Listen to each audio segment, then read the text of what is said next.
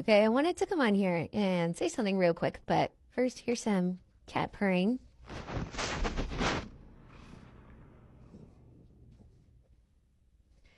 Okay, so I've seen a lot of videos lately on my For You page, specific ones where people will claim that they're therapists and then be like, these are the three ways that you could spot a narcissist, or, something like that, where they're like, this is how you spot this particular type of person. And I want to preface this by saying I'm not a therapist, not a licensed therapist, psychologist, psychiatrist, but I have studied 2 years, actually more like 3 years of psychology.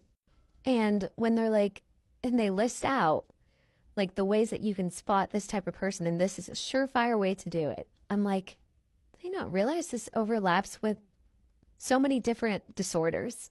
Like, for example, this one person said that narcissists always give extra details when explaining a situation to seem truthful.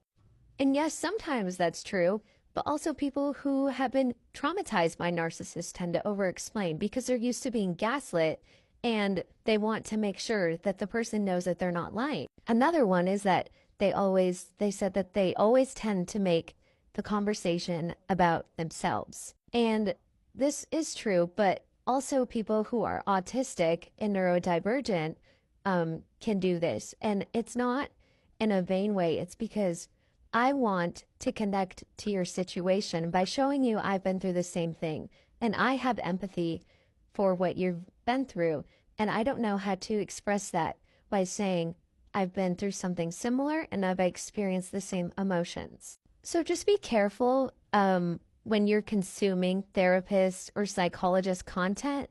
And if you want to take what they're saying as truth, please check to see if they are licensed. Because if you're a therapist, you have to be licensed in your state.